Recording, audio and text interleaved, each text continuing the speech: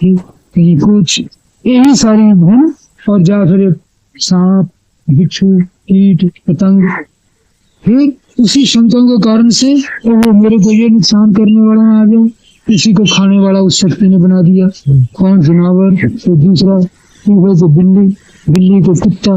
तो अब ये जो है उस व्यापक शक्ति का जो लंबा चौड़ा खेल है, ये सर्वत्र व्यापक। अब इसको देखें तो वो किसी की लिहाज नहीं करता, करेगी वो किसी का पक्षपात नहीं करे। तो बस इसलिए उसके कायदे के मुताबिक देखो तो भाई पता नहीं, यदि मनुष्य मरा तो मनुष्य होगा, पर जब मनुष्य नहीं मरे तो कहीं अब मान लो सांप है, अब रास्ता चलते हुए इसके ऊपर पैर पड़ गया, तो उसको ये पता नहीं कि मैं डंग तो उठा के मार रहा हूँ, पर मेरा क्या कर देगा। इसी प्रकार और भी जितने हैं, अब आदमी के अंदर भी ऐसे ऐसे सांप जैसे विचार आ जाते हैं, जी मेरा इसने यूं बिगाड़ कर दिया, मैं क्यों छोड़ूं, मैं तो अब इसका बजाय चुकाए बिना मानूंगा, चाहे मेरा कुछ भी ना। अब पूर्व मनुष्यता की बुद्धि कहाँ रह गई, अब फिर इसको मनुष्य बनने का अधिकार नहीं, तब ये कहाँ जाएगा। तो आप समझ लीजिए कि ऐसे ऐसे विकारों का नतीजा क्या होता है। जब सांप जैसे ही भाव है तो वो सांप ही बने, क्यों, शरीर जो मनुष्य का था वो तो यहाँ टूट गया, अब रह गई अंदर वो जो शक्ति, शक्ति का कोई रूप रंग नहीं है।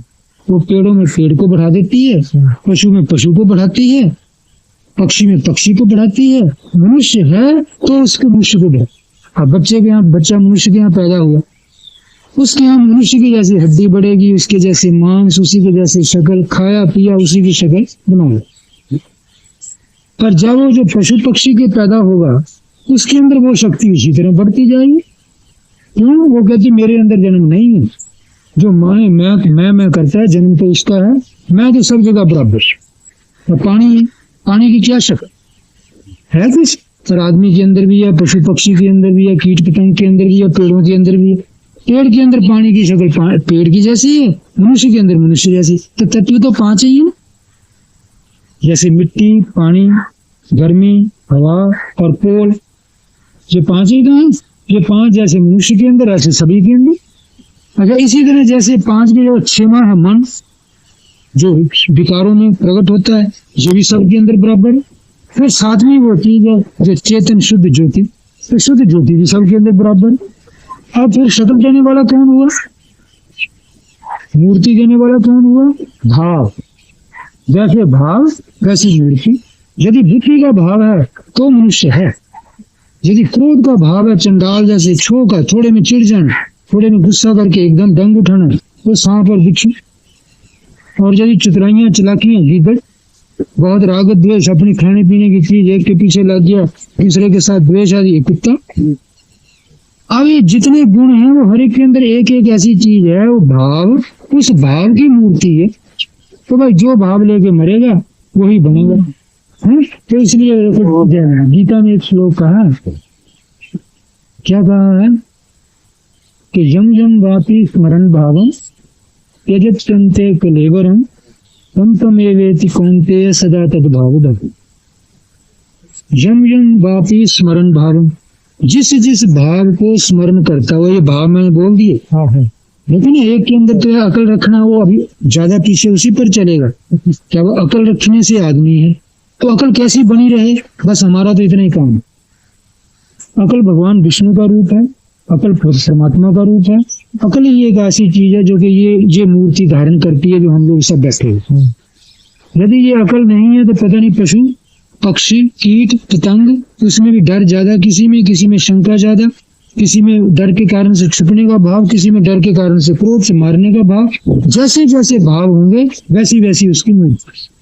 अब ये पांचों तत्व और मन और वो जो अकल और उसके अनुसार जो भगवान का अंश है चेतन, वो जैसा जैसा भाव होंगे वैसे वैसे ढलता जाएगा। यदि बहुत जड़ है, बहुत ही निकम्मा काम है, किसी को मानना ही नहीं, कुछ भी एकदम अंधा ही हो जाना, तो ये पेड़ों का भी पता नहीं, पेड़ों में भी वही शक्ति है। कैसे आता है, गुरुम हुम कृत्य तुम कृत्य, एक श्लोक है?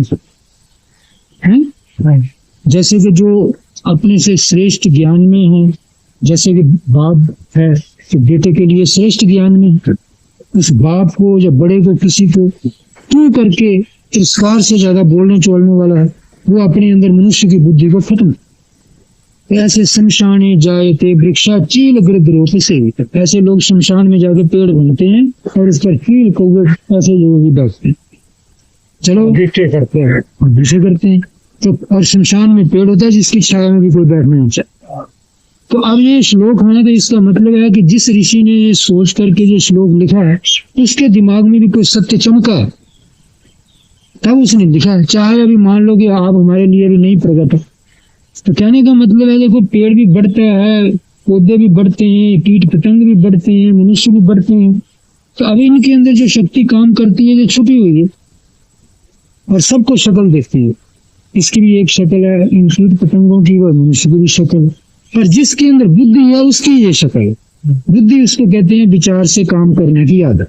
अगला पिछला सोच ले, कल ऐसा किया था, आज ऐसा नतीजा मिला, अरे भाई आज ना आगे मैं ऐसा ना करूं ताकि छोटा हो जाए, इसका नाम मतलब है। आज मैंने गलत खाया तो सारी रात पेट में दर्द रहा, कल भाई ना खाऊं। आज मैंने गलत बोला, ऐसा बोलने से लड़ाई लगी, लड़ाई लगने से अब रात को नींद भी सूखती नहीं, तो भाई ऐसा बोलना क्यों। ऐसी इच्छा रखी, लोभ रखी, तो एक दूसरे की चीज उठाने में मन हुआ। यदि मैं नहीं ये लोभ होता दूसरा, इसने क्या किया, रोटी तो मिल ही रही थी, तो मैं चीज ना उठाता, मेरे गले में बवाल ना पड़ता। ये है सीखने की चीज। जो बुद्धि को इस तरीके से चेतन करता है, इसको अधिकार है ये मनुष्य डोमेन, क्योंकि ये ऐसा चेतन करने वाला जीव जंतु पशु पक्षी दुनिया में कोई है कि सिर्फ मनुष्य के अंदर बुद्धि, बस यही मनुष्य के अंदर बुद्धि है। अच्छा, अब पशु पक्षी के अंदर क्या है कि अपने सुख स्वार्थ के कारण से उद्वेग जोश बस, यदि कोई जरूरत की चीज दिखी, अरे इच्छा की चीज दिखी, हरा है तो उसकी तरफ मुंह उठा करके चल। इसी तरह कीट पतंग, उनको ये पता नहीं, जैसे कौवा है, छोटे छोटे जानवरों के बच्चों को खाता, उसको ये तो नहीं दया आती उस पर कि ये बेचारे छोटे बच्चे हैं, इनको मैं क्यों दुखूं, आती दया उसमें। इसको तो ये है कि बस देखा कि तो खराब है, मेरा कुछ कर तो सकते ना है। देखो अंदर कबूतरी 2 बच्चे रखे हुए हैं, पड़े हुए हैं, जड़ से मार छुटिए हैं। अब 10 बार कौवा आएगा, झाँक के जाता है खिड़की के रास्ते, इसे दाव लगे तो इसको मैं उठा लूं। तो अब उसके लिए थोड़ा ख्याल भी करना पड़ता है, चलो 5-7 दिन में बड़े हो जाएंगे, उड़ जाएंगे, पर उसको दया नहीं है ना। तो जब दया नहीं है तो वो उसको ये नहीं है चलो मरेंगे, मेरे को तो खाने के लिए मांस का टुकड़ा मिल ही जाएगा। ऐसे जो जीव हत्या करके मांस खाने वाले हैं, उनको जीव पर दया नहीं है। तो जब जीव पर दया नहीं तो इसका मतलब दूसरा ब्रह्म तो पहचान नहीं सकते, अपने ही जानते हैं। अब अपना जानने तो कौवे को खतरा भी है, डर है ना। डर और शंका जो है ये आदमी को आदमी रहने नहीं, तो ये बंधन है सब, शंका, डर, राग, द्वेष, भय, क्रोध, मान इत्यादि। अब इन बंधनों के बीच में जो पड़ा हुआ आदमी भी हो तो वो इनसे अच्छा कैसे कहा जाएगा। अब जब तक मनुष्य देह है तब तक तो चलो पूर्व जन्म का समय का क्रिया हुआ कि देह मिल गई, अब इसमें जो भी कर रहा है वो मनुष्य ही जचेगा। पर मान लो देह टूट गया, इतने से तो आदमी जो है उसके अंदर की आत्मा खत्म नहीं हो गई, तो नींद में भी देह मुर्दा हो जाता है जहाँ, पर उसके अंदर जो आत्मा है वो क्या करता है, यदि छोटे काम होते हैं तो सपने में और की और सृष्टि दिखा देते। हमको किसी ने कहा, एक महात्मा थे, वो ऐसी बात ही सुना रहे, वो कहते जी मनुष्य को क्या दूसरी जोन भी मिल जाएगी। उसने कहा भाई ऐसा है, यदि खोटे कर्म होंगे तो मिल भी सकती है, भगवान के घर में क्या चीज असंभव, जब मरने वाली चीज तो है नहीं, खत्म तो होती नहीं है। जबकि कोई चीज मिट्टी का जर्रा है वो भी खत्म नहीं होता, हालत ही बदलता है, तो वो चेतन कैसे खत्म हो जाएगा। जो सोच समझ के करता है सब, देखो उसका सारा काम बड़ी व्यवस्था से चल रहा है, चल रहा है ना। डर लगता है थोड़ा इधर हो जाता है, धूप लगती है तो छाया में जाता है, छाया ठंडी लगती है तो धूप में जाता है। और सब जो है पशु पक्षी अपने बच्चे पालते कि नहीं, ये सब समझ से हो रहा है। तो यही समझ जो है इसका भी तो कोई आखिर अंत होगा, कुछ ये भी तो कुछ करती है, ये कि खत्म कैसे हो जाएगी, ये भी हालतें बदलती है। तो वो उसके दिमाग में कुछ समझ ना आई कि कुदरती रात को उसको एक सुकून है, क्या सुकून आया कि मैं पक्षी बन के उड़ रहा हूँ और ऊंचे ऊंचे उड़े जा रहा हूँ, और मुझे बड़ा डर से लगा। तो दूसरे दिन सवेरे उठ के महात्मा के पास गए, कहते महाराज मैं तो बड़ा परेशान हो गया। क्यों? तो मैंने आज देखा गिद्ध बन के, चील बन के मैं उड़ रहा हूँ, अरे तो जब तुम स्वप्न में चूर बन के उड़ सकते हो तो मरने के बाद उड़ सकोगे भी नहीं। कहते जी ये तो निश्चय हो गया था। तो पर मैं अब यूं डर रहा हूँ कि कहीं मेरा ऐसा ही कर्म ना हो कि मर के मुझे यही बनना पड़े है। तो कहने का मतलब ये है कि देखो भगवान के घर का तो बहुत कुछ होना तो किसी को है, पर जहां तक मनुष्य की बुद्धि जाती है, यदि आप सोचोगे जो उसके अंदर चेतन तत्व है और ये 5 भूत हैं, ये सब प्राणियों में बराबर हैं। शक्ल देने वाली जो चीज है, मनुष्य की हो, पशु की हो, पक्षी की हो, ये भाव है। यदि दुष्ट भाव है जिसके, वो अच्छा मनुष्य तो बनेगा। और यदि मनुष्य भी बनेगा, यदि पशु से भी गिया बीता हो गया तो हम समझते उससे पशु ही अच्छा था।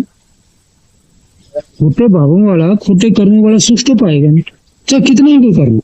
जब तुम्हारे अंदर दया नहीं है, दूसरे के जीव के लिए तुम ख्याल नहीं करते, जीव हत्यारे हो, फिर अपने काम क्रोध लोभ अहंकार ईर्ष्या से तुम नाना प्रकार के चोरी जारी मिथ्या के चक्कर में पड़ते हो, निंदा क्यों करते हो, दूसरे के सुख दुख का ख्याल नहीं है। ये सब छोटी चीजें हैं ना।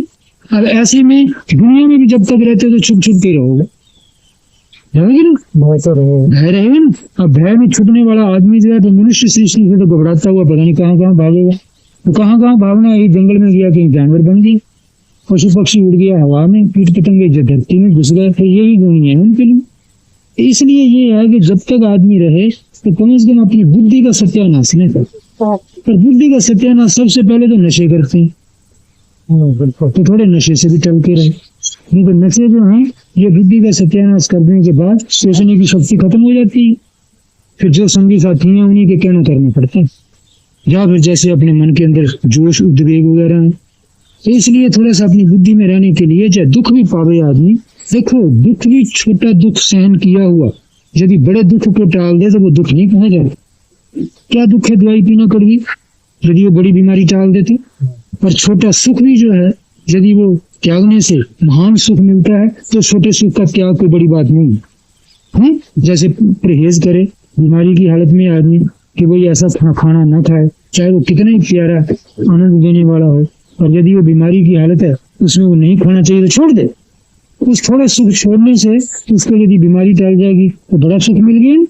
तो इसी तरीके से ये है कि आदमी को इस प्रकार के ये नशे वगैरह की चीजें जो हैं कि जो बुद्धि को भ्रष्ट करने वाली हैं, कम से कम ऐसा नशा तो न करे। पर हाँ इतना तो कहना पड़ेगा भाई देखो यदि उसकी बुद्धि ऐसे नशे में पड़ गई है कि अब थोड़ा नशा पीने से उसको सोचने की शक्ति आती है, तो उतना ही थोड़ा सा ऐसा थोड़ी देर के लिए रख ले, पर मन रखे त्याग नहीं कर। यदि देखे ना जी अब उसको बरतने से तो मेरे से उठा ही नहीं जाता, सोचा ही नहीं जाता, मेरा दिमाग ही खराब हो गया। ऐसी हालत में भाई मैं ज्यादा जोर भी नहीं देता किसी को, और कोई शास्त्र भी नहीं कहेगा कि तू छोड़ के एकदम मुर्दा होकर के मर जा। थोड़ा चेतन करने के लिए कोई चीज यदि है तो उतनी देर के लिए रख लो कि भाई मैं चेताते चेताते जब मेरा इसके बिना मन बिल्कुल चेत गया तो इस हालत में मैं इसको किनारे में। एकदम कोई चीज त्यागने में भी कुछ नहीं रखा, एकदम त्यागोगे कुछ उसका असर खट्टा हो गया। तो आदत जो है खट्टी है वो धीरे धीरे त्यागी जाती है। धीरे धीरे त्यागना, समझ के साथ त्यागना। जो समझ के साथ त्यागता है उसको ज्ञान भी मिल जाएगा। हर एक आदमी बीड़ी छोड़ करके कहे मैं पीता नहीं, और उस बेचारे का सोचने गुम हो जाए, काम ही ना हो, क्रोध आया रहे, उल्टी की बातें करता रहे, तो मैं समझता हूँ यहाँ 10 पीता है, 2-4 ऐसे मौके में पी के काम करने लायक बने। फिर धीरे धीरे विचार करते करते भी जब 10 की 2 रह गई, 10 की 5 रह गई, 10 की 1 रह गई, तो एकदम धीरे धीरे इसको भी चला मारे। परंतु ये है कि रखे यही भाव कि भाई ये नशे इत्यादि की चीजें अच्छी नहीं होती, ये मन को फालतू बुलाने वाली हैं। और नशे बहुत खोटे तो वो हैं जो उसी वक्त पीते ही अकड़ को खराब कर देते हैं। और ऐसे नशे जो है ना, ये मदिरा वगैरह के आजकल देखो बहुत इल्लत चल पड़ी है, नशे दुनिया में बहुत बढ़ गए। तो कोशिश ये रखे कि भाई यदि इसके चक्कर में है तो भगवान करे धीरे धीरे छूट जाए। ये तो बढ़ते जा रहे हैं, बढ़ते जा रहे हैं। हाँ छूट जाए तो अच्छा। नशा नहीं कर चाहते थे, शादी नहीं जाने देते। हाँ तो छोड़ने का जतन रखे। अच्छा उसके बाद फिर जो है ये बुद्धि का, अब ये लोभ लालच तृष्णा अपने स्वार्थ ये भी नहीं बुद्धि को रहने देते। कई बार बताएं रास्ता चले जा रहे हैं, किसी के फल लग रहे हैं पके पके, मन कहता है अरे बढ़िया फल हो के देखता तो नहीं तोड़, तो देखो काम लोग किसी की चीज पड़ी है, अरे कोई देख तो नहीं रहा, गाड़ी पड़ी है ले चलो। तो ये जो है ये लोभ और काम तृष्णा, ये फिर अकल नहीं में इसने रहने दी। तो इस हालत में अकल को उसने खो दिया।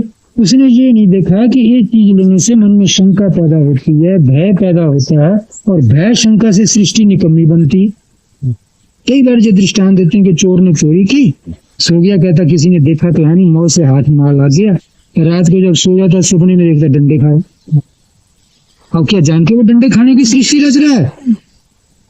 किसने रची? उसके कर्म ने रची ना।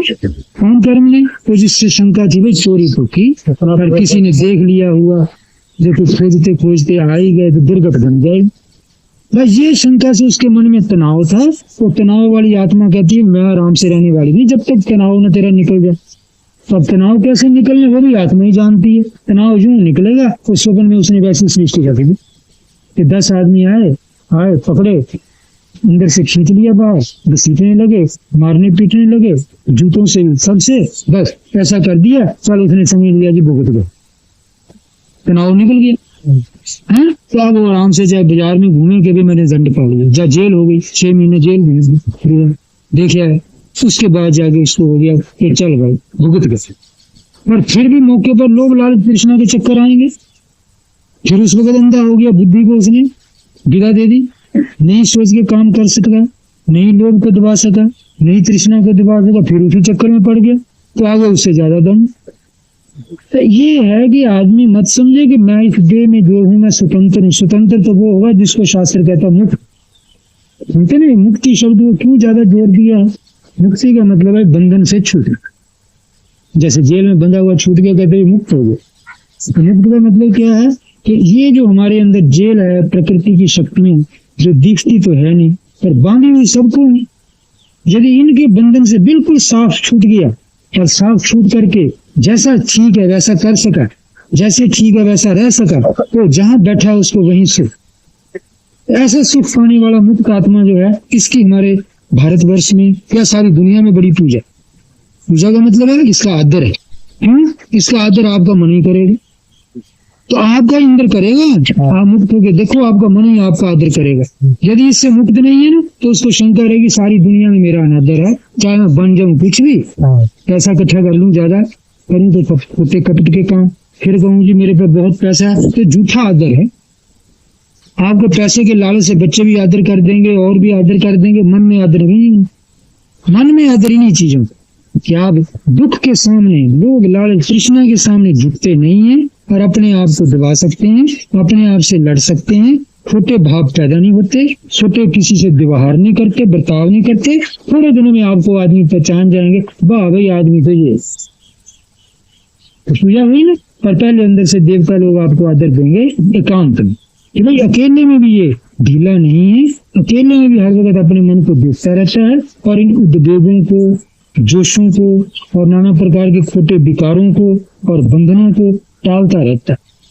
तो आज ज्यादा अपने यही चीज समझना है कि भाई देखो, एक वक्त बैठ के 5-7 मिनट के विचार से तो आप अपने मन को इन बंधनों से बचाते रहोगे, टालते रहोगे। पर कहने वाले ऋषि लोग कहते हैं कि 5-7 मिनट का जो काम, जो धर्म है वो 5-7 मिनट का नहीं है। धर्म 24 घंटे 300 दिन 12 मास का। और थोड़ा सा बैठ कर के आसन पर 5-10-15 मिनट आप सीखो कि बंधन से कैसे निकला जाए। तो जैसे 5-10 मिनट में निकलते हैं वैसा जीवन 24 घंटे का बनाओ। जैसे मान लो आप एक वक्त बैठे हुए, सवेरे का समय है या रात का समय है, जबकि अपने काम धंधे से फुर्सत पा गए हैं, तो अपना खूब अच्छा आराम का आसन लगा के बैठो। तो उस वक्त मन तो कहेगा भी आराम करो, क्योंकि मन को तो आदत है जब फुर्सत पाई दुनिया से आराम करो। आराम करने का पहला रास्ता है लेट जाओ। लेटने का है फिर अपनी चिंता फिक्र में कौन सुख मिला, कौन नहीं मिला, कौन छूट गया, क्या हुआ, करते करते सो जाओ। तो ये है मन की आदत, है ढीले मन की आदत। और जो अपने मन को सचेत, तेज रखने वाले, चेतन करने वाले हैं, वो कहते ना भाई उसको पहले लेटने ही ना दो, कड़े आसन पर बिठाओ। आसन में ना ढीला रखो, सीधा रखो। हाँ, फिर नींद आए उस नींद को रोको, दुनिया की तरफ जाए विचार से उसको भी रोकते रहो। ये है वो रास्ता, वो बंधनों से, भावों से, छोटे विचारों से बचने। अभ्यास चाहे वो आपसे अभी नहीं हो पाएगा, पहले पहले दिक्कत होगी, पर इसका ये मतलब नहीं कि ये दिक्कत सदा दिक्कत ही बनी रहेगी। करते तो कोई चीज भी वहां नहीं रहती, वो नए नए उसकी हालत बदलती रहती। तो ऐसे करते करते थोड़ा सा 5 मिनट 10 मिनट 15 बैठने वाला यदि 1 मिनट भी पहले बैठा तो समझ वही पूंजी है। 5 मिनट तो ज्यादा हो गए। यदि 10-15 मिनट, आधा घंटा और घंटा बैठता है तो उसने तो कमाई अच्छी कर ली। और यदि देखता है कि ना भाई, जब तक मैं मन के अंदर से समझ ना लूं कि कौन कौन विकार थे और थोड़े टाल ना लूं, उनको टालने के इरादे संकल्प ना कर लूं और थोड़ा उसके लिए महसूस ना कर लूं कि कितने भद्दे थे, तब तक मैं सोऊंगा नहीं। तो समझो उसका सच्चा भगवत भजन हुआ। वो कीर्तन से, जप से, पूजा से, हवन से, नियम से, पाठ से सबसे बढ़िया हो जो सीधा वो अपनी मनुष्य बुद्धि के साथ चिपका रहे। पर यदि ये देखो कि चलो भाई अभी उतने तक मन नहीं जागता, तो कम से कम और कुछ नहीं, बैठ तो लिया हमने, घंटा बैठ लिया और दुख सहन कर लिया, क्योंकि वो आदत का जो चीज नहीं है वो काम करने से मन को दुख होता है। तो जब आप बैठोगे मन डटा करके, और मन का उस वक्त का समय और था प्रोग्राम, चाहे लेटने का, चाहे गप्पे लगाने का, बीड़ी सिगरेट तम्बाकू पीने का, और कोई चिंता फिक्र करने का, और वो सारे प्रोग्राम आपने उसके मर्दन कर दिए, कुचल दिए। कुचल के आपने कहा भी इनको हटाते हुए अपने बैठना है, चाहे हमको इसमें थोड़ा दुख है, थोड़ी दिक्कत ही है। ये थोड़ा दुख और बड़ी दिक्कत जो है, ये महान दुख से बचाने वाली है। जो मैं पहले बोला था कि थोड़ा दुख सहन करने से यदि बड़ा दुख टल जाए तो थोड़ा दुख नहीं माना जाता, दवाई की तरह। और थोड़ा वो सुख त्यागने से, वो जो आलस सुस्ती का, इस सुख के त्याग देने से महान सुख मिलने जा रहा है। मनुष्यता की प्राप्ति, देव भाव की प्राप्ति और भगवान की तरफ अग्रसर होना, बिना शर्त के सुख पाना। यदि इधर के बड़े सुख की तरफ यात्रा होने जा रही है, असली तीर्थ यात्रा, तो छोटा सुख जो आलस सुस्ती का त्यागने से कोई खराबी नहीं। तो ऐसा करके रोज रोज करते करते ये देखे कि अकेले बैठे हैं, नींद को भी थोड़ा जीत रहे हैं। अभी हर ये नहीं कि नींद आज पड़ जाओ, शंकाएं होती हैं, मन को बचाओ। अरे तुम क्या है भाई, अभी तुमको जल्दी सो जाने में क्या होगा? तो मन कहता है जागोगे तो फिर सुस्त, कहीं ऐसा ना हो जाए दिमाग खराब हो जाए। कि क्या रात भर सारी जागने वालों के दिमाग खराब हो जाते हैं?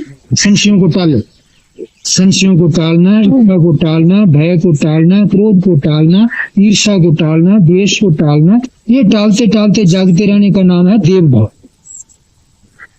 क्या इस रात को जागने वाले के जागने वाले भी जागते हैं, इसमें छोटे छोटे बच्चे भी जागते हैं, इनके सबके दिमाग खराब हो जाएंगे। तो तुम 1 घंटा 1.5 घंटा बैठे जाग लेने से, इतने से तुमको शंका करने लग गया। बस टालो, क्रोध ना करो और फिर चुप हो। फिर देखो मन कहाँ उठता है। अभी ये दुख सा हो रहा है, मन बेसबरा हो रहा है, कब छोड़ूं कोई बात, कब छोड़ूं होने दो, पर मैंने तो अपना समय बिताए बिना हटना हूँ। थोड़ा उस वक्त इच्छा को बिता लो, पढ़ने की इच्छा, तो मन में चिढ़ आएगी, धुंधलाहट आएगी। धुंधलाहट चिढ़ को भी, अरे चिढ़ते क्यों, भी खुशी से कर रहे हैं, भलाई के लिए कर रहे हैं, चिढ़ने की क्या जरूरत है? ये है अकल से जीवन। इस तरह से अपने मन को अकल से थामते थामते यदि आपने 2-3 घंटा बैठना सीख लिया तो आपकी बहुत कमाई है। ऐसा फिर चलो मान लो रोटी खाई हुई है, भोजन पाया हुआ है, नहीं आदमी ज्यादा आराम से उस लोग बैठ सकता है, तो बैठ तो सकता है, पर सोचे तो समझता हुआ सांस लेता रहे, छोड़ता, सांस लेता रहे, छोड़ता रहे, देह को याद रखता हुआ सांस लेता रहे, छोड़ता है। घंटा 2 घंटा उसमें बैठ सकता है, क्यों? सांस तो चलता ही रहता है। बैठते तो आप गप्पों में भी हैं, गप्पे लगाते रहो, आधी रात तक बैठे रहो, सिनेमा देखो, नाटक देखो, रेडियो सुनते रहो, कोई और बैठे तो रहते ही है ना। तो बैठने से क्या बिगड़ेगा? फिर जब बोलते चालते रहते हैं, सोचते भी रहते हैं, तो वही काम आपने इधर करना है। पर जहाँ सोचने की भी जरूरत नहीं है, सिर्फ ये करना है, कोई विकार भूल दिया टाल देना है, सांस लेते रहे, छोड़ते रहे, ये एक काम। और जो समझ के साथ सांस लोगे और समझ के साथ छोड़ोगे तब मन काबू रहेगा। जो आप समझ सांस से ढीले हो गए तो वहां से उड़ा नहीं, पता नहीं कहाँ जाते। बैरियों की सोचेगा, प्रेमियों की सोचेगा, अपनी नफे नुकसान की सोचेगा, और कई किस्म की शिकायतें ख्याल करेगा। ये सब ख्याल करने का मतलब है ढीला मन। और आपने कहा नहीं, जो सांस अंदर आता है आते में भी होश है, छोड़ते भी होश के साथ है। ये ठीक है कि ना लंबा करना, ना छोटा करना, ना रोकना, जैसे सांस खुशी से चलना चाहिए वैसे चलाना। पर पता है बाहर जाते का पता है, अंदर आते का अंदर आते। सुरत इसके साथ लगा के रखना। और जब इस सुरत आपकी इसमें लगी हुई है तो इतने में मान लो थोड़ी देर उठ के किसी बच्चे की याद करने लग गया, तो आपको पता लग जाएगा उधर गया। तो जब उधर गया तो फिर यहाँ सांस लेने छोड़ने में नहीं है, आप इसमें फिर भी डालो, अरे मैं तो ये काम कर रहा था भाई। जैसे कीचड़ में चलता हुआ आदमी जमा के पैर धरता है, ख्याल से उठाता है कि जरा थोड़ा सा चूक गया तो कहीं पड़ जाऊंगा, तो उस हालत में यदि कहीं इधर उधर मन जाए तो उसके मन में झट आ जाती है, अरे मना तो क्या करने लगा, तू उधर की चाय पीने की सोच रहा है, घर की सोच रहा है, यहाँ देखो गिर पड़ेगा तो क्या होगा। तो घर जब पहुंच लेंगे तब ख्याल कर लेना चाय पीनी है कि क्या करना है। पहले तो यहाँ है संभाल के पैर रख, जब टिक गया तब पहला उठा, जब पहला उठ गया इसको जमाले ठीक, तब ये दूसरा उठाइए। तो थोड़ा सा रास्ता है, इसको आराम से साथ चल लो, ध्यान से चल लो, सावधानता से चलो, कहीं ऐसा ना हो पड़ गए तो फिर सारा तुम्हारी दलीलें बीच में रह जाए, कहीं चोट भी लग सकती है। तो इसी तरीके से ये है कि संभल संभल के सांस लेना, जैसे पाँव उधर समझ समझ के टिकाते हैं। कितना भी छोटा बच्चा होगा जब उसको पड़ने का भय हो जाएगा, गिरने का, तो देखो उसमें सुरत ठिकाने कर लेता है कि नहीं। तो वही तो ये सुरत है, और कौन सी सुरत है। तो सुरत टिका के सांस ले लिया ना, सुरत टिका के छोड़ दिए। पर ये है कि इस सुरत को यदि टिकाना हो बहुत बढ़िया, तो पहले देह के अंदर की चीजों के बीच में ख्याल रख के सांस लेता जा, छोड़ता हो। गिने अंदर की चीजें कि दाई तरफ जिगर है, 2-4 सांस जिगर को समझते हुए ले लिए, बाई तरफ तिली है, फिर अंदर ही अंदर तिली का ख्याल करते हुए 2-4 सांस ले लिए, छोड़ दिए। फिर ऊपर हृदय है, फिर दाएं बाएं फेफड़े हैं, पेट है जिसमें अन्न पड़ा है, नाड़ियां हैं, जो हृदय से नाड़ियां निकल रही हैं, जो कुछ भी आप जानते हैं। नहीं तो एक दिन देख लेना कोई फोटो, तो अस्पतालों में या कहीं कॉलेज स्कूलों में लटक रहे होते हैं, तो मनुष्य का अंदर का सारा ढांचा होता है, हड्डियां हैं, ये जो पसलियां, फिर आगे सिर है, ऊपर उसमें दिमाग है, इसके ऊपर बाल हैं, रोंगटे हैं, चमड़ी है, मांस है ना, सब चीजें। एक एक का ध्यान ख्याल करते करते सांस लेते जाओ, छोड़ते जाओ। वो जो संसार में उलझा हुआ मन है, वो उलझा हुआ मन इधर खिंचाएगा पहले नजदीक। तो इसमें जिस वक्त आ गया इधर नजदीक आ गया, तो अब थोड़ी आप देखो, जब थोड़ी देर 20 मिनट 15 मिनट जितना आप बैठना है, उससे कम से कम तीसरा हिस्सा यदि ऐसा करते हुए याद रखते हुए सांस लेते गए छोड़ते गए, इतने में बाहर से मन बिछुड़ाएगा, अब वो उड़ने लगेगा, अरे वो करना था, सोना था, फलाना, बस अब सांस के साथ उनको टालते हुए सांस लेते जाओ, छोड़। तो ये आपने धंधा सीख लिया कि किस तरह मन के विकार को बुद्धि द्वारा टाला जाता है। पता लग गया ना क्यों। उधर आपको किसी बच्चे की याद आई, अरे ऐसे नजर बन गई है, बच्चा थोड़ी यहाँ बैठा है। बैरी का ख्याल आ गया, अरे बैरी जिसको हम समझते थे बैरी बुरी तो है कुछ नहीं, उसने थोड़ा दुख दे दिया, उसके बर्ताव से थोड़ा दुख हो गया, मन ने कह दिया बैरी। बैरी है तो सबके लिए बैरी होने थे, पर अपने मित्रों के लिए तो भुत्तर है। फिर जो बैरी क्या हुआ, तेरी नजर ही है कि खाली वो बैरी। चल ऐसा थोड़ा विचार किया, सांस लेते गए छोड़ते गए, तो बैरी भूलना शुरू कर दिए। तो उसकी याद आने से क्रोध आता है, चिढ़ आती है, उसको टालते गए, सांस लेते गए छोड़ते गए। सांस में ध्यान आएगा तो वो टाल जाएंगे, इधर से चूकोगे तो उधर उलझ जाएगा। तो इस तरीके से समझ के साथ काम करते हुए, कौन काम करते हुए, सांस लेने और छोड़ने का काम, सब विकारों को टालने की कोशिश करे, जिसमें इच्छा, क्रोध, संशय, भय, राग, द्वेष, मान, मोह। राग द्वेष क्या है कि चलो चीज तो बरतनी नहीं है, सोते वक्त किसी ने चाय तो पीनी नहीं, पर चाय मन में याद आ रही है, उसी की याद में पड़ा, उसको स्मरण कर रहे हैं, ये राग का काम है। बैरी का क्या बिगाड़ोगे, सोते वक्त तो है नहीं वहां, और उसकी मन में याद आकर के फुटा करने के लिए सोचों में पड़ गया वो द्वेष है। किसी ने अपमान कर दिया, कोई पैसा खो गया, कोई चोट लग गई, अब वो तो जो होना हो ही गया, अब उसके बारे में शोक कर रहा हो जी, ये हो गया, ये मोह। ये जो फालतू सोचों में पड़े रहना है, ये है राग, द्वेष और मोह। ये 3 किस्म का चित्त है। यूं आप सांस लोगे छोड़ोगे, ये भी बीच में आएगा, क्योंकि इसके भी मौके हैं। ये कहेगा भी मेरे मुताबिक चलो, मेरा क्या ना मानो, आप कहोगे तेरा वो मौका नहीं, हम तो सांस लेंगे छोड़ेंगे, सोचने का मौका नहीं, इसको भी टालो। फिर बीच में मैं आएगी, कहीं सुख बने, अजी बड़ा दर्द होने लग गया, वो मन खींचेगी, खींचते रहने दो, हम सांस लेते जाओ छोड़ते जाओ, दर्द को भूलते जाओ। कि हर सांस के साथ लेने छोड़ने में उसको भूलता हुआ सांस ले रहा हूँ, छोड़ रहा हूँ।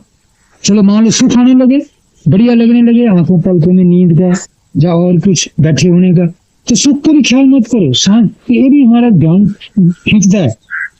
सांस लेते छोड़ते तो सुख को भी भूलते जाओ, तो समझो आप मुक्ति का रास्ता तय कर। यदि एक कर्म आपने इस तरह अपने अकेले बैठ के देख लिया कि किस तरीके से अपने काम करते हुए इन विकारों को त्यागा जाता है। ये सब मैंने विकार बोले जो आदमी को ठगने वाले, पशु को भी ठगते हैं, पक्षी को भी, मनुष्य को भी, सबको ठग करके सारे खोटे काम करो।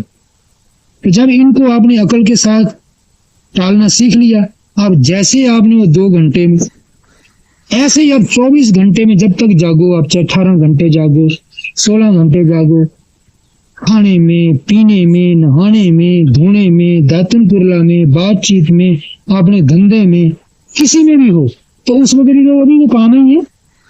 जैसे सांस लेने छोड़ने का काम था, ऐसे ही वो काम है। उनके बीच में भी इतने स्मृतिमान, ध्यान वाले, ख्याल वाले रहो कि काम भी करते रहें और इसकी टाल भी करते रहें यदि आ जाए तो 24 घंटे का आपका जीवन बने। चाहे कोई हल चला रहा है, हल चलाते वक्त उसको वही जैसे सांस लेते छोड़ते बच्चा याद आ गया, बैरी याद आ गया, मित्र याद आ गया, वो खींच के कहाँ उड़ाने लगा। तो उसने क्या कहा, अरे भाई अब इस काम का मौका था, वो सोचने का नहीं। कोई हल चला रहा है, हल, तो हल चलाते वक्त ये चीजें आने लगी, अरे तू हल चला रहे ध्यान से, उसके क्या सोचने में लग रहा है। तब गए हल की सेध, तो ऐसे पशु को मैं हाँक रहा हूँ, सारा ध्यान उसमें उठा दो, ध्यान एक ही है। यदि एक में आपने ध्यान लगा दिया तो दूसरी जगह नहीं जाएगा, और यदि एक से चूको तो तीसरी जगह जाएगा। हल से भूलोगे तो जाएगा उधर। चारा काट रहा है, तो चारा काटते काटते आगे किसी के बाद, देखो जी उसने मुझे कैसा कड़ुआ बोल दिया। जब वो कड़ुआ बोल दिया सोच रहा है, उस वक्त दाती की झरझर नहीं सुनेगी काटने की, कैसे चल रही है वो नहीं पता लगेगा, तो मन कहीं दूसरी जगह चला गया। आप तो देख जहाँ की आवाज सुन के दाती क्या कह रही है, और देख तो सही कैसे चलती, कहीं हाथ ना कट जाए, उसी में सुरत बिठा दो। तो इस तरह हर एक काम में जो सुरत टिका के करने की आदत वाला है, वो विकारों को उसी वक्त जीतने की आदत वाला होता है। सुदातन कर रहे हैं, चलो ये हो गए उनके काम जो जवान है। अब बुढ़ा कोई आदमी अब नहीं हल चलाता, नहीं वो ऐसे काम करता, तब भी इसको मुंह धोना, दातुन करना, कुरला करना, खाना पीना, चलना रास्ता थोड़ी देर के लिए, ये तो सब है ना। दातुन कर रहा है, सोचे में पड़ जाएगा, ले जी आजकल की संतान कितनी निकारी है, देखो बच्चे भी नहीं अपनी मानते। तो अरे क्यों कहाँ सोचने लग गया, नहीं मानते तू तो मना लेगा, जो कर नहीं सकता उसके लिए क्या सोचना। देख दातुन कैसे चलो, देख कुरला कैसे, आवाज सुन, मुंह से कैसे आवाज निकलती है, यूं करके सुरती वहां टिका करके फालतू दलीलों को न करे। जो फालतू दलीलों को जितना रोकोगे, काम विकार, क्रोध विकार, संशय विकार, भय विकार, ईर्ष्या विकार, जलन विकार, फिर दूसरे के लिए सोचों में पड़ जाना कि इसका बुरा कैसे करें, ये राग द्वेष विकार और मोह विकार, अफसोस में पड़े रहना। लो जी क्या बनेगा, अब दुनिया में जीने का भी नहीं रह गया, जब ऐसी दुनिया आ गई कोई पूछता नहीं है। तो ये सारे यदि जो है विकार, ये मन को बीच में ऐसे कर देते हैं कि मनुष्य का जो लेवल है, मनुष्य का जो स्तर है, वहां से हटा करके फिर ना जाने क्रोध इत्यादि की हालत में कौन स्तर पर ले जाते। इन स्तरों से बचते रहो तो ये मुक्ति का सीधा है। चाहे न बचा जाए, जतन तो करता रहे। पर बचेगा क्यों नहीं, जब लगा है तो बचेगा भी, थोड़ा भी बचेगा तो उससे भी फायदा है। और फिर मन को ये समझाने के लिए कि तू सुख के लिए ज्यादा इनको करता है, और सुख तो भाई जो पहला लिया है वो तेरे संस्कारों में था। अब तू बता, जो बच्चे को सुख हुआ है वो तेरे को हो सकता है? परीक्षा तो तेरी उस सुख की है। जो लड़कपन में हुआ है वो तेरे को मिल सकता है? तो अपने आप शर्म से मन कहेगा ना भाई, तो इच्छा तो तू तब भी करेंगे। अच्छा फिर कहेगा जो जवानी का था वो मिले।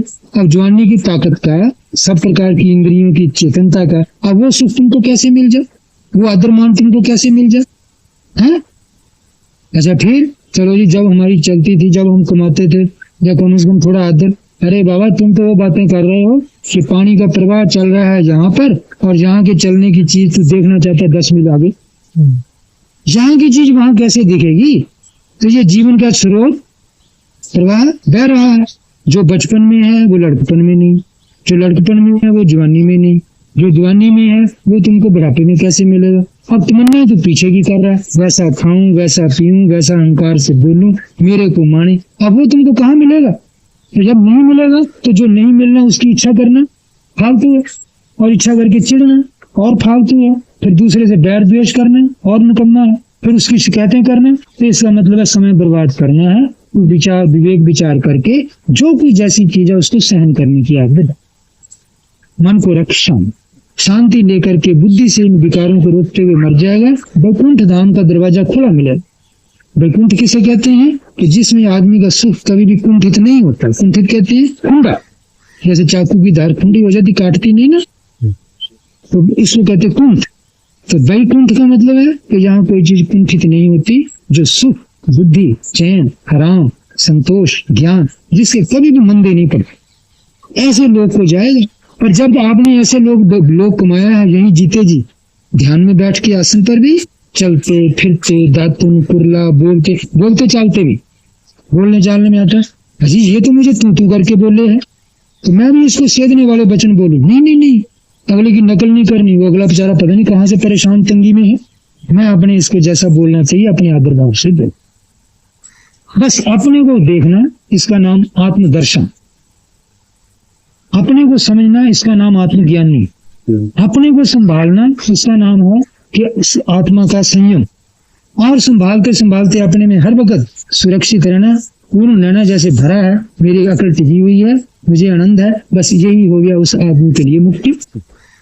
तो ये चीजों का यदि अभ्यास करोगे तो भाई मिलेगा ये, ना तो किसी के आशीर्वाद से मिलने के है, और ना पैसे से कीने जाने के, खरीदने के, और ना आपके बल से, और ना किसी और बड़े कुनबे से, और ना बड़े अधिकार से, इन बाहर की चीजों से नहीं मिलने वाले। ये सिर्फ एक ही आदमी को मिलने वाले हैं, चाहे कितना कमजोर हो, कितना गरीब हो, कितना कुछ हो, पर मनुष्य हो। मनुष्य का मतलब यही है कि टाल करने वाला, थोड़ा दुख में भी डटने वाला, और सुख को भी त्याग करने, फिर एकांत में बैठ करके शांत चित्त होकर के अपने आप को समझ करके मनुष्य की अकल बनाए रखे। बस अकल बनी रहेगी तो सारा रास्ता दे देंगे।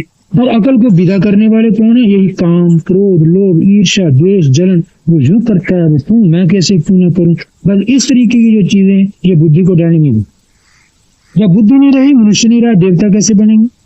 उल्टे भाव, तो फिर जन्म भाई कैसे अच्छा मिलेगा? हमको जन्म नहीं चाहिए, हमको तो भगवान का घर चाहिए। क्या करेंगे हम?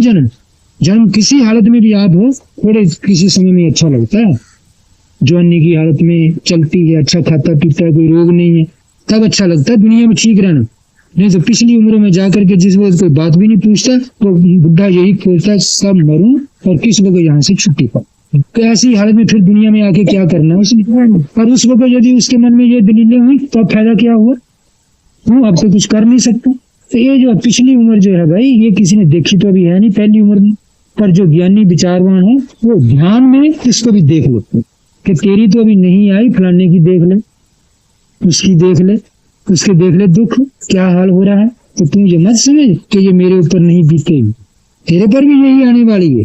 रोग भी आएंगे, बुढ़ापे में कमजोरी भी आएगी, अन्न भी हजम नहीं होगा, आदर नहीं रहेगा। हमने ऐसे ऐसे देखे लाला लोग कि देखो सारी उम्र उन्होंने घर के बीच में ऐसा कर दिया जैसे कि स्वर्ग बना दिया, महल बना दिए, कारें खड़ी कर दी, बच्चों की शादियां ऊंचे ऊंचे घरों कर दी। और जब पिछला उम्र आई ना, तो किसी साधु को पूछा, अरे महाराज मेरी शांति का रास्ता बता। तो कहता है तुमको दुख किया, तुम्हारे घर में इतना सुंदर सब ठाट चल रहा है, तुमको दुख किया? नहीं, ये सारे मुझे ऐसे देख रहे हैं जैसे जहर जैसे मैं इनको लग रहा है। तो महात्मा कहने वाला क्या कहता है, जहर जैसे तुम नहीं लग रहा है, तुम जिस चीज को सोचते हो वो पुराने थे। उस वक्त का चेहरा देखो, यदि कहीं फोटो हो तेरा तो, और अब कभी शीशे में देखो, दोनों मिलते हैं। उस चेहरे का वो आदर था, इस चेहरे का नहीं। तो अब उस चेहरे की चीज तुम इस वक्त चाहते हो, तो बताओ तुम ऐसा चाह रहे हो कि जो जवानी की चीज थी वो बुढ़ापे में। तो ऐसी हालत में भाई तुम्हारा दिमाग ठिकाने नहीं, दिमाग ठिकाने पर। इस वक्त की चीज जो मिल रही है, जैसे उस वक्त की वो थी, समझो इस वक्त की ये है। ज्ञान से अपने मन को शांत रखो, बेड़ा पार हो जाए। शांति इससे मिले और उनके सुख में उनको सुखी होने दो। यदि देखो कि हो सके तो वो मेरे पास भले आ जाए, मैं उनके पास जाके उनके काम धंधे में कोई दखल नहीं। तुम अपनी मैं मेरी करने वहां जाओगे, कोई नहीं सुनने। पहले वो बच्चे थे, अब तुम बच्चे हो, तुम्हारा वो सब कर रहे हैं। त्याग, चलो घर को छोड़ोगे नहीं, पर घर नहीं छोड़ोगे, घर में रहते हुए त्याग तो करना पड़ेगा। त्यागी हुए बिना कोई शांत होकर नहीं मरता है। और जो कहोगे ना जी हम तो अपनी मैं ही रखेंगे, अपना ही अधिकार रखेंगे, तो ये आपकी लड़कपन, जवानी, बचपन की बातें हैं, समझ के समय की बातें नहीं है। कौन सारी उम्र बड़ा भारी महाराज सम्राट भी हो गए हैं पहले, वो भी बुद्धि उम्र में घर छोड़ देते, नहीं छोड़ते थे। तो कई जगह आप इतिहासों में सुनोगे कि उनके बच्चों ने उनको मरवा डाला। बिंदुसार राजा था, तो बच्चे को नहीं राज दे रहा था, अजात शत्रु को, 2500 साल पहले की बात है।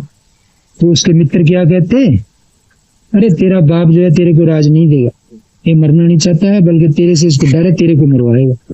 मुझे तो हिम्मत करे, राजाओं का कोई धर्म नहीं होता, तू इसको मरवा दे और गद्दी पर बैठ दे। अरे कहता मैं एक ही तो लड़का हूँ, मेरे को कैसे मरवाएगा ये? अरे तू बेवकूफ का महाराज, शराब पिला के उसका दिमाग भरते रहे। और कोई ऐसे साधु भी मिल गया उसको गुरु, उसने भी कह दिया हाँ हाँ मरवा दे भले, तो कोई हर्जा नहीं, क्योंकि जब तुमको गद्दी नहीं छोड़ता तो इसका मतलब है कि ये संसार में तृष्णालु राजा उनको गद्दी नहीं छोड़ता। जवानी में गद्दी नहीं मिली, बुढ़ापे में गद्दी मिली, तो गद्दी ने क्या किया? गद्दी तो जवानी में मिलनी चाहिए। उसने आकर 2-3 कोशिशें की। पहली बार मारने के लिए गया जिस वक्त राजा अकेला बैठा था उसकी माँ के साथ, तो उसने अंगूठी उतारी, उसने समझ लिया तलवार लिए महल में आ रहा है, तो उसने अंगूठी उतारी जो मोर थी, पहले उसकी राजा की मोर भी अंगूठी में होती, उसने उतार के दूर से फेंक दी। बोले किसके लिए आया है ना, शर्मिंदा हो कि तू जिस पर लगा ले तेरा रास्ता। शर्मिंदा होकर निकल गया। फिर दूसरी बार उसने फिर ऐसे ही जतन किया, तो उसकी माँ कहती देखने लायक, जब तू मेरे पेट में था तो मेरे को माँ राजा के जांग का मांस खाने की इच्छा हुई थी, तो ज्योतिषियों ने बचाया था कि ये राजा का खून करेगा। तो ज्योतिषियों ने कहा महाराज इसको अभी मरवा दो तुम। तो उसने कहा चलो मेरा ही बेटा मुझे मारेगा ना, रहने दो, बच्चे का शक्ल तो देख ले। तो देख तेरा बाप तो ऐसा, और तू मूर्ख ऐसा है कि उसको मारने के लिए आया है। तो माँ की सुन के फिर लौट गया, और फिर वो कान भरने वालों ने भरे। आखिर उसने फिर राजा को पकड़वा के जेल में डलवा के बहुत बुरी तरह मारा उसने। पर उस कुनवे में 4 पीढ़ी में यही कथा चलती है कि बाप को बेटे ने, बेटे के उसके बेटे ने, बेटे ने, 3 के बाद 9 नंदा हुए, 9 नंदा को टान कर मार के सारा कुनवा ही खत्म कर दिया। तो ये इतिहास से देखो भाई बताता है कि जो आदमी देखो ये ज्यादा ऐसी मेर करता है, जो इस संसार में ज्यादा बना रहा है, आखिर लड़के भी उसको नहीं मानते। ये प्रकृति है ना। पर कई राम जैसे बेटे भी होते हैं जो कि अपने बाप के लिए राज भी छोड़ देते हैं। पर ऐसा कोई अवतारी पुरुष एक होता है और उसकी दुनिया भर में पूजा। पर आम चीज हमको देखनी है कि एक को देखना है। एक की चीज सारे नहीं बन सकते, आम की चीज पहले। तो आम की चीज तो यही है कि भाई पिछली उम्र में जाके पहले सुखों को नहीं याद कर, त्यागी बन जाए। त्यागी का जो खाने को मिले खा लिया, जैसा पहनने को मिला पहन लिया, जैसा कोई टिक रखना चाहे वहां रह गए, 2 बातें किसी ने उल्टी सीधी कभी सहन कर ले, और इस प्रकार से यदि रहेगा इसका नाम त्यागी। तो आप बताओ इसमें क्या जाता है? तो वही जो है निंदा करने वाले, चाहे घर वाले या बाहर वाले हैं, आपको कहेंगे हमारा बुढ़ा तो देवता जैसे है, कभी नहीं कुछ मांगता, कुछ नहीं कहता, जो कहो सुन लेता है, जैसा दो खा लेता है, जैसा दो पहन लेता है, जहाँ उस बेचारे की खाट घाल दो वहां पड़ा रहता है। और यही है कि मन शंका वाला, अजी नहीं क्या पता ये बेटे मेरे को खाने के भी नहीं देंगे, मेरे को ये भी नहीं करेंगे। तो इस हालत में बस ये शंकाएं जो है, ये विकार जो है, ये आदमी को अकल ठिकाने मिले। तो मैंने ये सारा जो आपको बोला, मेरा कहने का मतलब है इच्छा, क्रोध, संशय, चिड़, ईर्ष्या, द्वेष, राग, मान, मोह, ये सारे जितने हैं ये क्या करते हैं? बस इस अकल को बिगाड़ते हैं। और ये पशु पक्षी सब हैं, इनकी सूक्ष्म तरंगे इन पेड़ों में भी, इसलिए ज्यादा धूप ठंडी लगने से ये भी मुरझा वगैरह जाते हैं। तो ये सब के अंदर ये विकार हैं, और जब ये विकार हैं तब मनुष्य की इसके जन्म लेने का हक नहीं। तो इन विकारों को पहले ध्यान में अकेले में बैठ के सांस के सहारे समझ के साथ शांत करना सीखे। फिर कोशिश करे कि जैसे एक जगह हमने करके देखिए, धंधा तो दुनिया का करना ही पड़ेगा, चाहे भिक्षु या साधु, उसको भी कहीं चलना पड़ेगा, कहीं नहाना धोना, दातन करना, लोगों से बातचीत करना, उसको भी धंधे के सब कर पड़ेंगे। इनके बीच में भी फिर इन विकारों को टाल के मैं जीना सीख, अभ्यास करता जा। और यदि ऐसे करते मर गया, नहीं पूरा भी हुआ, तो समझ लो कम से कम उसके ब्रह्म लोक मिले तो बनेगा। और फिर यदि मान लो कि ये भी नहीं है, बेचारा रोता ही मर गया, अरे मेरे से कुछ नहीं बन पाया, मुझे आया कुछ नहीं, तब भी मनुष्य के नीचे नहीं गिर सकता, क्योंकि मनुष्य की राह पर राह दुर्गति नहीं होगी। और उसने देख लिया कि जहाँ बैठता हूँ मन शांत रहता है, तो मुक्त यही बोलिए। ये सारी गतियां इस रास्ते में। फिर भाई यदि ये अपने से नहीं बन पाया तो फिर अब क्या कहें? चलो जिससे जो बन पाए वही करो, पूजा पाठ कर लो, कीर्तन भजन कर लो, जप कर लो, हवन कर लो, और कुछ थोड़ा बहुत जैसे किसी की श्रद्धा कर लो, श्रद्धा का कर्म रहेगा। पर ये एक वैज्ञानिक सत्य है, अपने आत्मा का कर लो। तो कोशिश करो कि बस जहां तक हो सके थोड़ा दुख में जीना सीख ले, और थोड़ा सुख का त्याग करके भी बुद्धि को ठिकाने रखना। ये तो क्या है, दुख हो गया एकदम बुद्धि भड़क जाती है, और थोड़ा सुख का चक्कर आ जाता है तो आदमी हो जाता है। जैसे सुख का चक्कर आता है, तो जैसे ये है ना कि किसी के फल तोड़ लिए, किसी की चीज उठा ली, बुद्धि नहीं रहती वहां। तो विकार आकर के यही आकर उसको छा लेते हैं और उससे खोटे कर्म करवा देते हैं। और थोड़ा दुख बन गया, अजी मुझे दुख हो गया, क्रोध हो गया, किसी को लठ मारने को तैयार हो गया, किसी को गाली देने लग गया बुरा भला, ये सारे जितने हैं बस इसी से ये खराब करते। ऐसी हालत में इनके बीच में क्या मतलब, थोड़ा दुख से होता है उसमें जीना सीख, कि दुख में अकल कैसे ठिकाने रखनी, और सुख जाता है तो उसमें भी अकल कैसे संभालनी। इसका अभ्यास करना यदि किसी को आ गया तो समझो मनुष्य के नीचे नहीं जा सकता। चाहे वो पूरा नहीं भी हुआ, बहुत अधूरा है,